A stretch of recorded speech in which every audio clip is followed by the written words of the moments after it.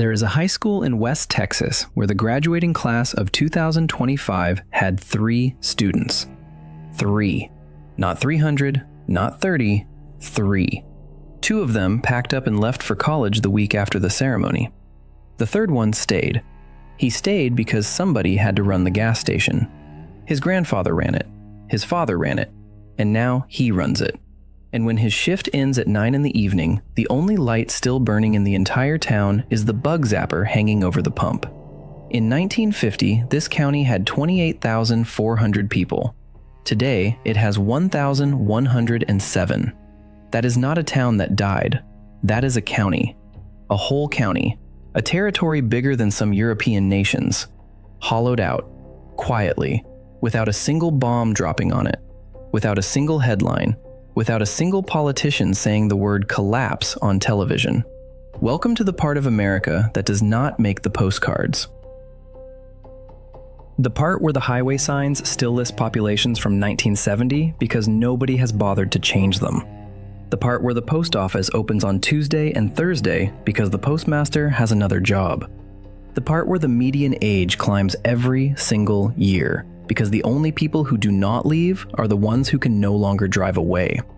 I am Report State, and today we are walking through 10 American counties that have lost between 80 and 95% of their population since the middle of the 20th century.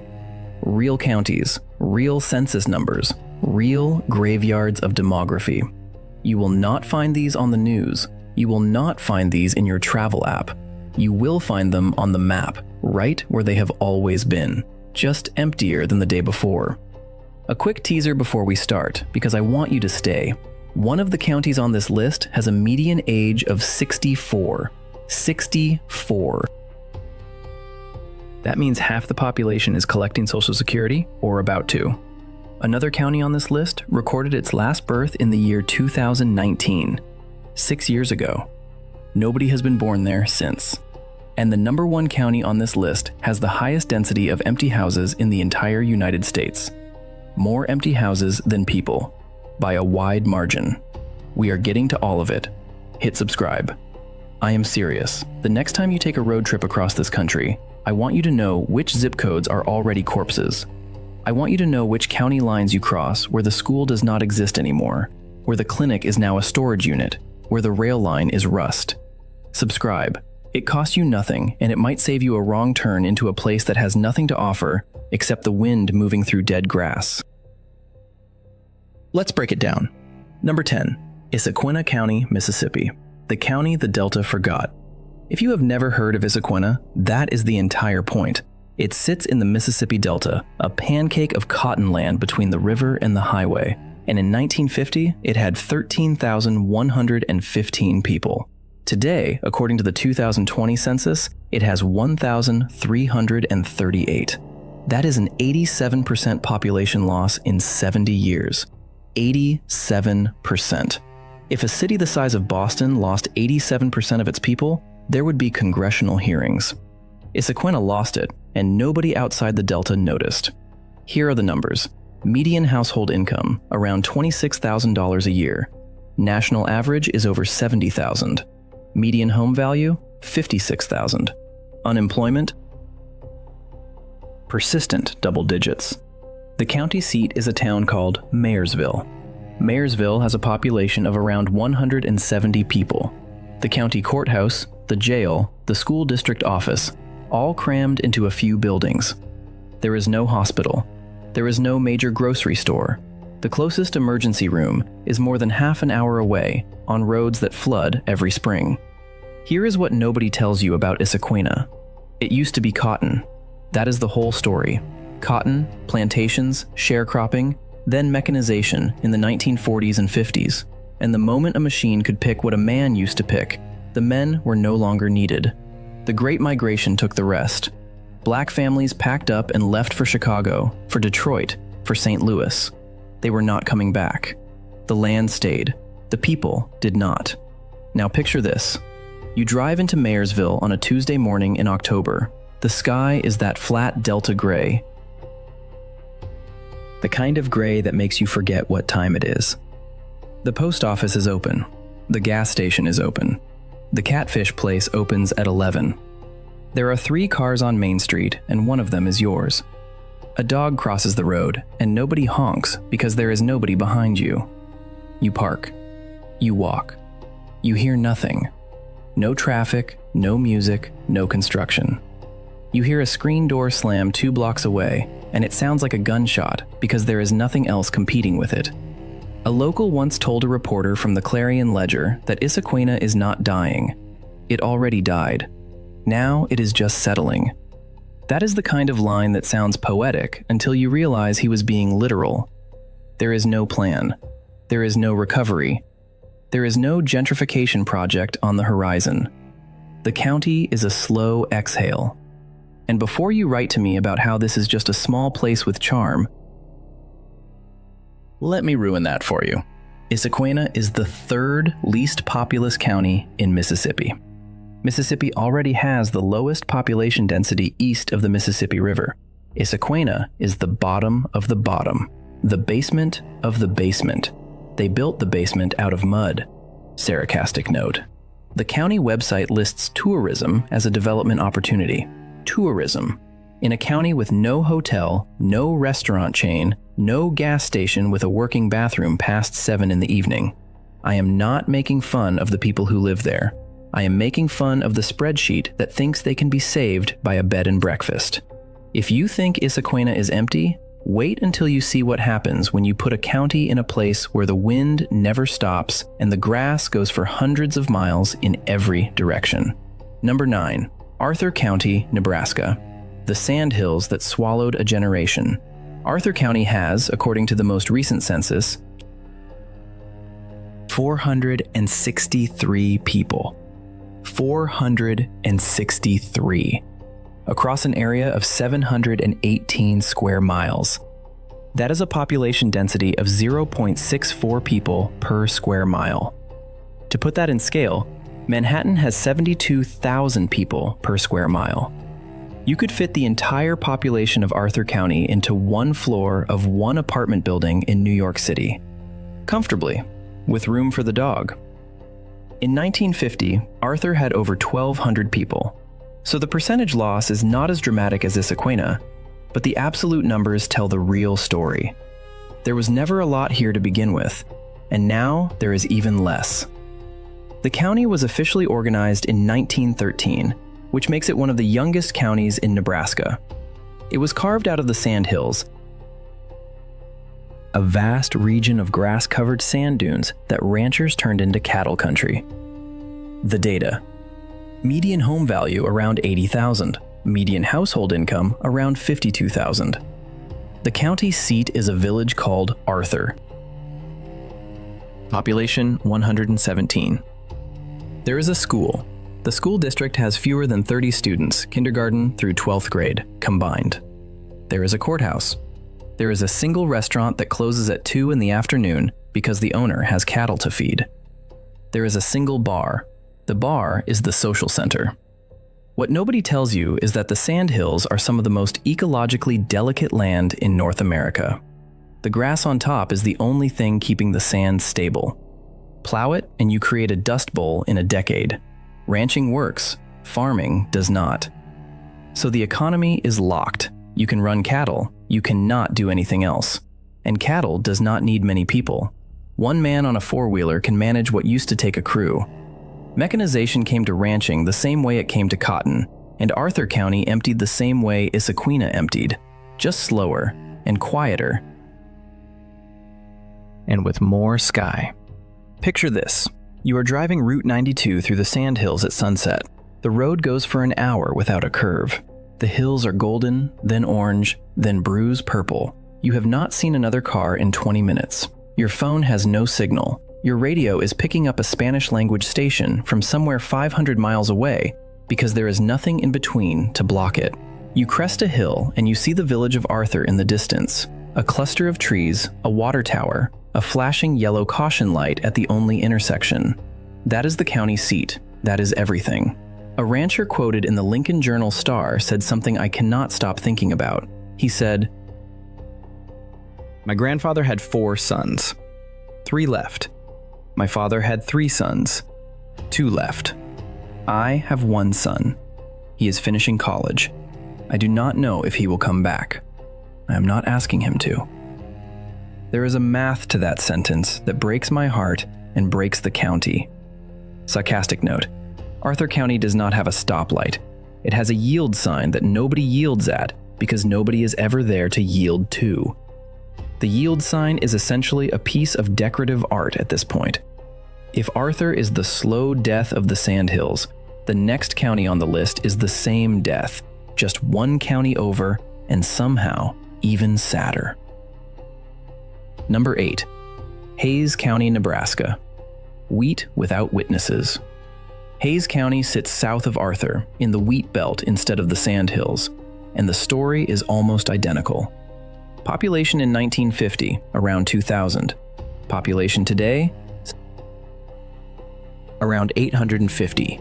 A drop of nearly 60% in a region that was not exactly crowded to begin with.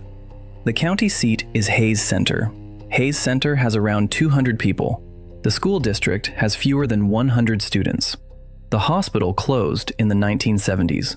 The closest hospital is more than 45 minutes away. The numbers: median household income, $54,000. Median home value, $75,000. Property tax, low. Cost of living, roughly 82% of the national average. Crime rate, effectively zero because there are not enough people to create a statistic. The economy is wheat, cattle, and people who commute to other counties for work. Here is the parade of grim. The school in Hays Center has been consolidated, threatened with consolidation, and consolidated again over the past 30 years. Every consolidation kills a town. When the school goes, the young families go. When the young families go, the grocery store goes. When the grocery store goes, the gas station goes. When the gas station goes, the post office becomes a question mark. Hays Center has been at the question mark stage for about a decade. Picture this: a Friday night in October, high school football, the Hays Center Cardinals, 6-man football because there are not enough boys in the school for 11-man. The opposing team drove an hour and a half to get there. The bleachers hold maybe 200 people. There are 40 in attendance. Half of them are over 60. A woman in a red coat is selling hot chocolate from a thermos. The lights of the field are the brightest thing for 30 miles in any direction. When the game ends, the fans get in their trucks and drive back to ranches that are dark and quiet and a long way from anyone else. A teacher who taught in Hays for 28 years told the Omaha World-Herald that she watched the same families shrink across generations. 3 siblings became 1. 1 became 0. The desks emptied chair by chair. Not all at once, just one a year. 28 years of subtraction. Sarcastic note: the Nebraska state slogan is "The Good Life." I do not have a joke. I just want you to sit with that. If wheat counties bleed slowly, the next one is in Montana, where the bleed comes with mountains and 100 miles of nothing between you and a doctor. Number 7. Treasure County, Montana. 718 souls and 1 stoplight. Treasure County is exactly what it sounds like. A piece of treasure that everybody walked past. Population in 1950, around 1,200. Population today, 718. Across 984 square miles, the county seat is Hysham. Hysham has around 230 people. There is 1 stoplight in the entire county. It is in Hysham. It hangs at the corner of Yellowstone Avenue and Highway 311, and when it goes red at midnight, it is red for nobody. Treasure County has no hospital. The closest one is in Billings, an hour and 20 minutes east on the interstate. The data: median home value, around $150,000. Median household income, around $58,000. The economy is cattle, sugar beets, and a small irrigation district off the Yellowstone River. The school in Hysham has fewer than 70 students from kindergarten through 12th grade. There is 1 grocery store. It is also a hardware store. It is also where you pick up your packages because the post office is open 3 half-days a week. What nobody tells you is that Treasure County was named in 1919 on the assumption that oil would be found. It was not. The oil booms went elsewhere. The county got the optimistic name and none of the optimism.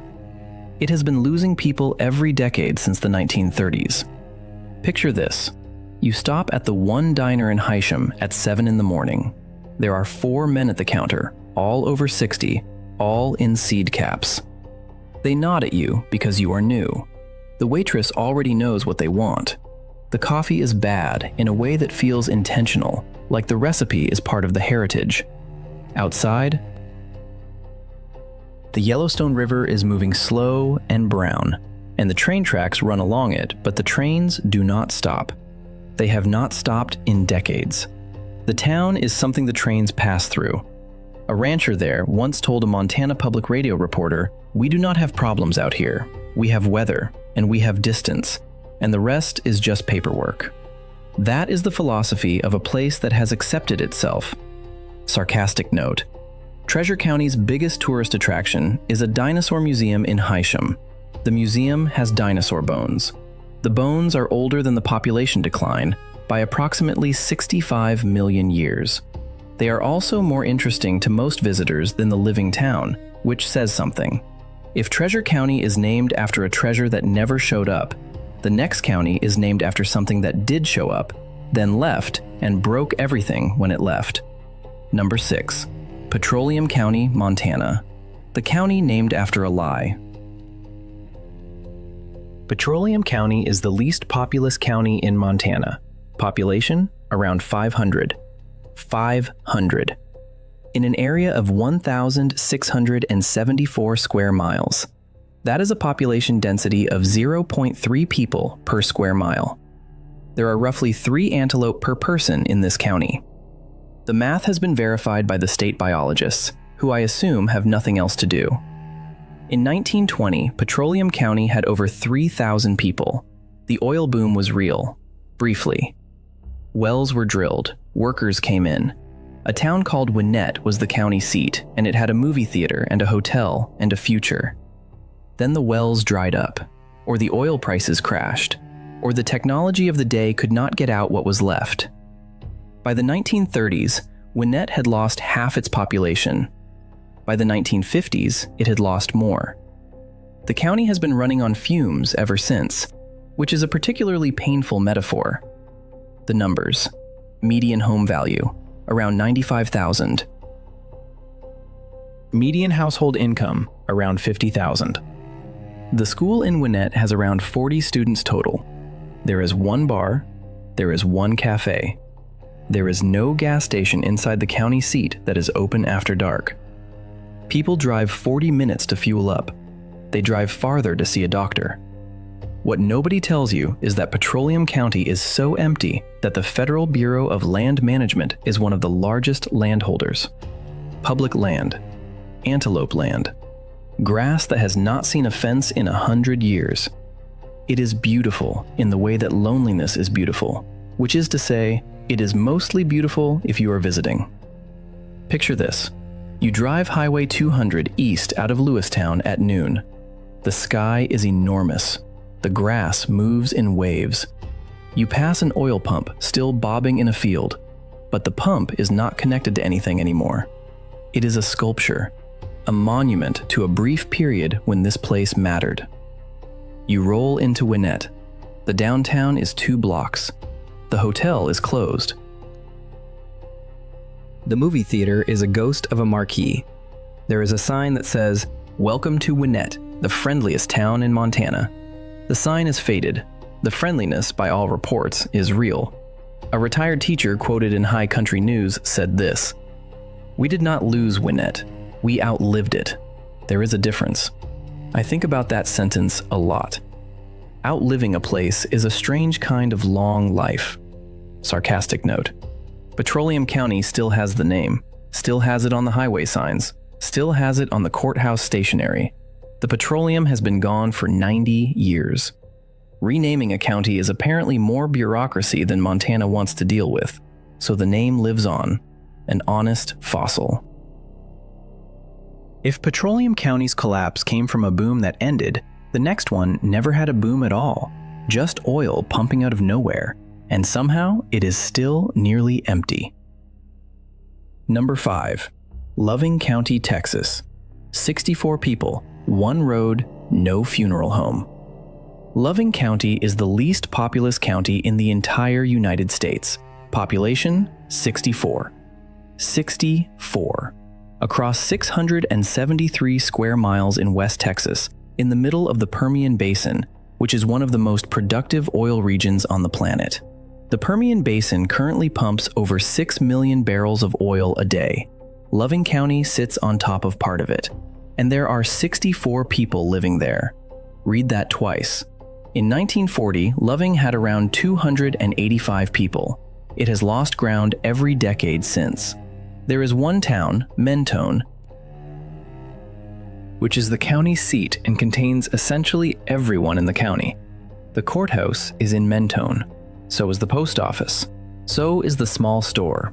There is no school in Loving County.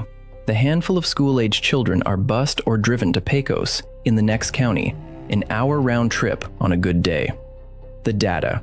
Median home value. Hard to calculate because so few homes change hands. The county has the highest per capita income in Texas because oil royalties are split among a tiny number of residents. So you have an absurd statistic. The poorest county in America by population, the richest county in Texas by per capita income. Both true, both Loving County. What nobody tells you is that the oil industry does not need people the way it used to. Pumps run themselves. Trucks come in from other counties. Workers live in Pecos, in Odessa, in Midland, and they drive into Loving for shifts. They do not stay. There is nothing to stay for. No grocery store, no restaurant, no bar, no funeral home. If you die in Loving County, your body is driven to a neighboring county for handling. The dying is local. The burial is not. Picture this. You drive Highway 302 through Mentone at 3 in the afternoon in August. The temperature outside is 107. The wind is hot enough to dry sweat instantly, which is a mercy and a horror at the same time. You see the courthouse. It is small, brick, lonely. You see a pickup truck parked in front of the post office. The driver waves at you because that is what you do here when a stranger appears. There are oil pumps to the horizon in every direction. They are not loud. They are slow. They look like animals that have given up running. A judge in Loving County famously told a journalist, "We do not have crime because we do not have a population to commit it." He also said, "When somebody dies, we know it before sundown." The county feels like a family that lost most of its members but stayed at the table anyway. Sarcastic note. Mentone has had the same population sign for so long that the joke goes around that they update it by hand each time somebody dies. I have not verified this. I do not need to. The image is enough. If Loving County is the emptiest county in the lower 48, the next one is something different. It is empty by law. Number 4, Kalawao County, Hawaii. The quarantine that never ended. Kalawao is the smallest county in the United States by area, 12 square miles, population 82 as of the most recent estimate. It sits on the Kalapapa Peninsula on the north shore of the island of Molokai. Surrounded on 3 sides by ocean, and on the 4th by some of the tallest sea cliffs in the world. The cliffs are over 1,600 feet high. There is no road that connects Kalawao to the rest of Molokai. There is a single mule trail. There is a small airfield. That is how you get in. That is how you get out. In the 1860s, the Kingdom of Hawaii forcibly relocated people diagnosed with Hansen's disease, which we used to call leprosy, to this peninsula.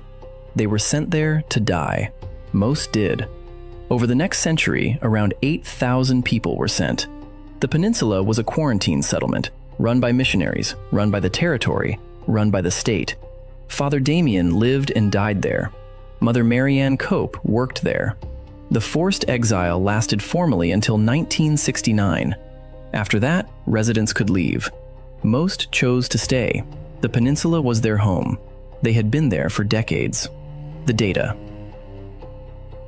Median home value, not applicable because almost all the land is federal park or Hawaiian homelands, and you cannot buy property as a resident. Population, around 80. Almost all of them either elderly former patients, descendants, National Park Service staff, or State of Hawaii staff. The county technically has no county government. It is administered by the Hawaii Department of Health.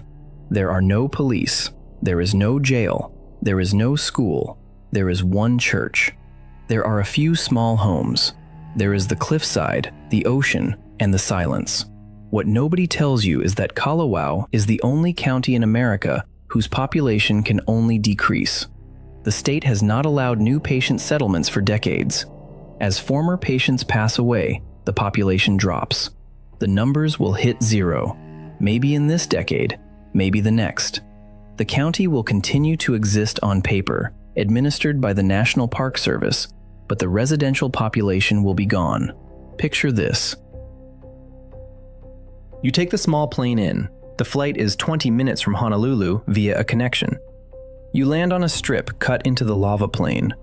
You walk a half-mile to the village. You see graves, hundreds of graves, most of them unmarked. Some with names, some with crosses. The wind comes off the ocean, cold, even in summer. The cliffs rise behind you in green pleats.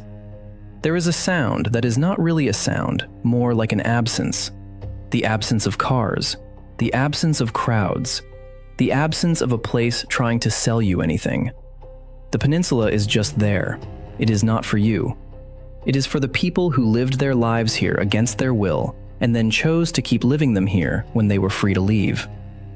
A former resident, interviewed by Honolulu Civil Beat, said this: "They sent us here to die. We made it home. We stayed. They cannot take that." The dignity in that sentence is a thing that should be carved somewhere in stone. Sarcastic note: I do not have one. There is no joke for Kalawao. There is just respect. If Kalawao is empty by tragedy and law, the next county is empty by silver, gold, and the failure of a boom.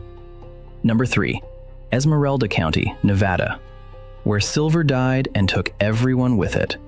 Esmeralda County is in southwestern Nevada on the California border, and it is mostly desert. Mostly is doing a lot of work in that sentence. Population, around 750. Across 3,682 square miles. That is one of the largest county areas with the smallest populations in the United States. The county seat is Goldfield. Goldfield in 1906 had a population of around 20,000. It was, briefly, the largest city in Nevada. It had electricity, hotels, a stock exchange, and a famous boxing match. Today, Goldfield has around 250 residents.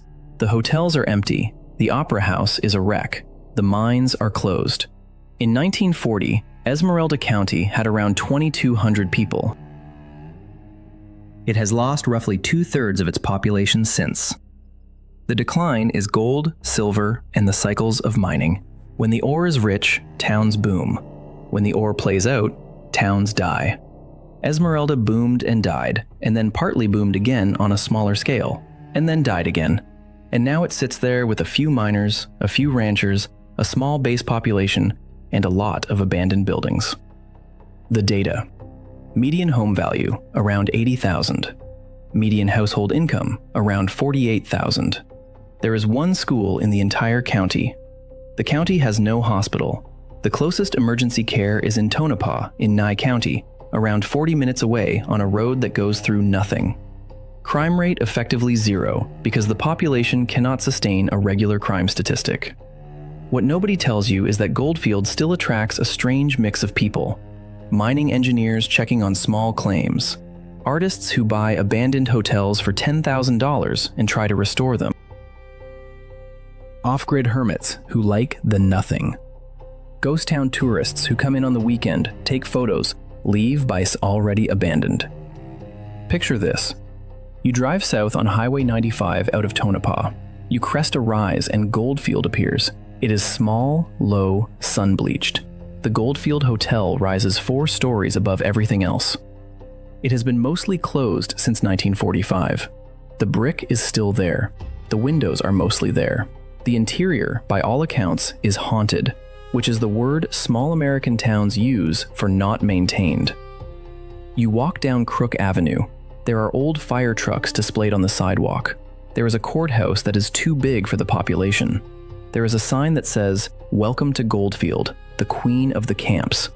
The Queen is in her 90s and refuses to die. A resident quoted in the Reno Gazette-Journal said, "We do not have a future here, we have a past, and that is enough for some of us."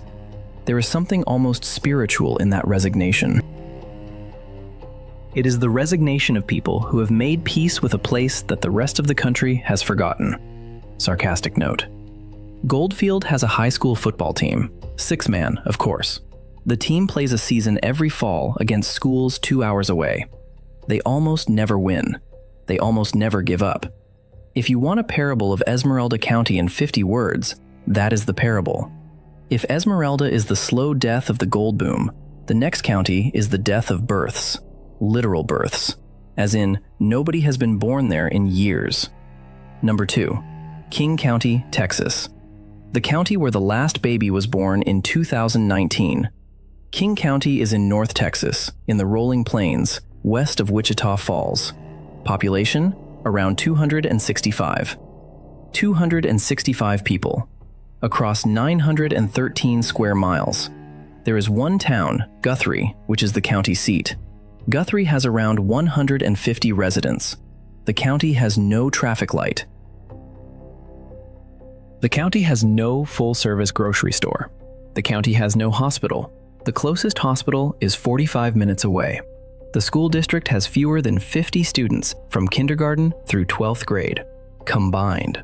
According to Texas state vital records and reporting by the Associated Press, King County has gone years at a time without recording a single birth. The most recent confirmed birth listed in the county was in 2019, 6 years ago. There may have been others since, but the trend is unmistakable. Births in King County are rare events. Funerals are not. The county is older every year, with a median age that climbs as the elderly stay and nobody young arrives to bring it down. The data. Median home value, around $110,000. Median household income, around $55,000. The economy is cattle, almost entirely cattle. The 4 Sixes Ranch, one of the most famous cattle ranches in the country, is partly in King County. The ranch is bigger than some of the towns. The ranch has more employees than some of the towns. The ranch is, in a real sense, more of a community than the official one. What nobody tells you is that King County is structurally designed to stay empty. The land is owned in large pieces, mostly by ranches. There is no available housing stock for new residents. There is no industry that needs workers. There is no school big enough to attract young families. The system has reached a kind of equilibrium at near zero, and it is hard to see what would push it back up. Even if a young family wanted to move in, where would they live? What would they do? Where would they buy groceries? Picture this, Sunday morning in Guthrie. The Baptist church has 15 people inside.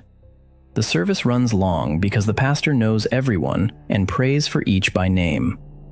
Outside, the wind moves through mesquite.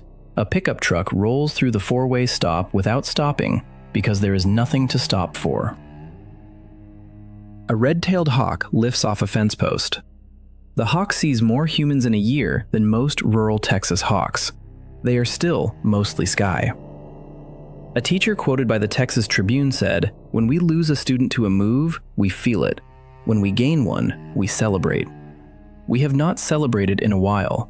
The honesty in that line cuts deep. Sarcastic note. King County has a courthouse that is bigger than the population could justify. It was built in 1914 when the population was 3 times what it is now, and the future seemed to be expanding. The courthouse is now a building looking for a population to govern. bureaucracy with no public. And if you think a county where babies stop being born is the bottom, brace yourself. Because the number one county on this list is the same story, written even smaller. Number 1, McMullen County, Texas. 600 souls, 1 broken stoplight, a territory bigger than Rhode Island. McMullen County is in South Texas, between San Antonio and the border. Population, around 600. 600. Across 1,113 square miles. That is larger than the entire state of Rhode Island. Rhode Island has over 1 million people. McMullen has 600. The math is not just imbalanced, it is grotesque. In 1950, McMullen had around 1,500 people. So the percentage decline is steep, but not the steepest on this list. What makes McMullen the number 1 is not the rate of decline. It is the geometry. It is the sheer scale of emptiness. It is the fact that you can drive for 40 minutes inside this county and not see a building. It is the fact that the entire county has 1 school district, 1 bank, no hospital, and a single stoplight that, according to multiple residents, has been broken for at least the last several years, and nobody has gotten around to fixing it because nobody really needs it to work. The county seat is Tilden. Tilden has around 350 residents. It is the only town in the county that meets even the loosest definition of a town. There is a courthouse, there is a post office, there is a Dollar General which arrived in the last decade and was treated like an economic miracle. There is 1 cafe, which is the social center, the gossip exchange, and the unofficial city hall combined. There is 1 gas station, which closes at 8 in the evening. After 8, if you need fuel, you drive to George West in Live Oak County, 30 minutes away. The data. Median home value, around $120,000. Median household income, around $65,000, which is surprisingly decent because oil and gas royalties prop up a small number of households. The economy is ranching, oil services, and not much else. The school district has fewer than 200 students from pre-K through 12th grade, combined. The high school graduating class some years has been in the single digits. The football team plays 6-man, like every other county on this list, because 11-man is a fantasy you cannot field. What nobody tells you is that McMullen County has more empty houses per capita than essentially anywhere in the United States. There are old farmhouses across the brushlands, some intact, some collapsing, some that have been empty since the 1960s. The land is ranched. The houses are not lived in. The ranch operations consolidated. 1 owner runs 10,000 acres where there used to be 20 families. The families left. The houses stayed. They stayed and slowly lost their roofs and their porches and their dignity. And now they sit there in the brush like teeth in an old skull. Here is the part that breaks me. The stoplight. The single stoplight in the entire county, hanging over the intersection in Tilden where Highway 16 meets Highway 72. According to local reporting and several residents quoted in Texas Monthly, the stoplight has been malfunctioning for years. It does not cycle properly. Sometimes it stays red, sometimes it goes dark entirely. The county has not prioritized repair. The traffic does not justify it. Everyone in town treats the intersection as a 4-way stop because everyone knows everyone, and the convention is enough. A broken stoplight in an emptying county is the perfect symbol. The infrastructure is still there. The need for the infrastructure is not. The light hangs over the road, dark, doing nothing, while the wind pushes through it and the cattle in the next pasture do not notice. Picture this: October in Tilden. The cafe opens at 6 in the morning. By 6:15, there are 8 men inside, all in seed caps and faded denim, all over 50. The waitress pours coffee without asking. The conversation is the price of cattle, the price of diesel, who is sick, who is selling out, what the rain is going to do this fall. At 6:45, the men leave one by one. The cafe is empty by 7:30. The waitress wipes down the counter. She drives home at 2 in the afternoon. The cafe will be empty until tomorrow morning. Outside, the broken stoplight cycles or does not cycle. A pickup truck rolls through the intersection. The driver does not even slow down. He is the only car in town. A rancher in McMullen, quoted in Texas Monthly, said this: "We are not coming back. The big families are gone. The kids are in San Antonio or Houston or Dallas. They are not coming home to ranch. We are the last generation. After us, this place is just land." He said it without bitterness. He said it the way you would describe a sunset, as a fact, as something that is going to happen whether you watch it or not. Sarcastic note. The McMullen County website has a section called Things to Do. The things to do include hunting, fishing, and visiting the courthouse. That is the list. I do not say this to mock. I say it because there is something almost holy about a place that is honest about what it is. McMullen does not pretend. It does not market. It does not try to be a destination. It just is. A county the size of Rhode Island with 600 people and a broken stoplight. The take. McMullen, Texas. 600 souls. One broken stoplight. A county the size of Rhode Island. And nobody is coming back. That is the end of the list. The class of 3. The sandhills that swallowed a generation. Wheat without witnesses. The county named after a lie. 64 people in the middle of an oil empire. The quarantine that became home. The silver that died and took the people with it. The county where babies stop being born. And the broken stoplight over an empty intersection in South Texas. These places did not die in a war. There was no flood. There was no bomb. There was no headline. The graduating class kept getting smaller. The hospital closed. The grocery store followed. The young left for college and stayed gone. The old stayed because where else would they go? And the census, every 10 years, recorded the subtraction without comment. The map kept printing the names. The names kept meaning less.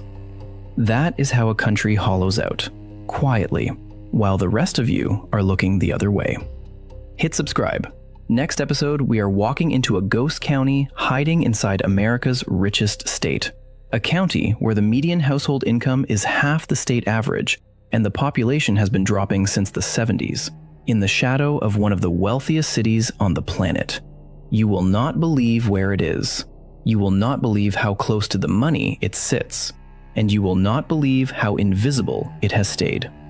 I am Report State. Like the video. Subscribe. Tell me in the comments which of these counties you have driven through, or driven past, or grew up in, or got out of. I read them all. Every comment is a witness statement. Every witness statement matters. Because if nobody talks about these places, the silence wins. And the silence has been winning for too long already. The lights go off in Tilden at 9 in the evening. The bug zapper at the gas station hums until the gas station closes. The broken stoplight hangs over the intersection. Nobody is coming back. And the wind keeps moving through the dead grass. On a county the size of Rhode Island with 600 people in it. That is the United States of America. That is the part nobody puts on the postcard. Now you know. Now you cannot unknow it. End of script.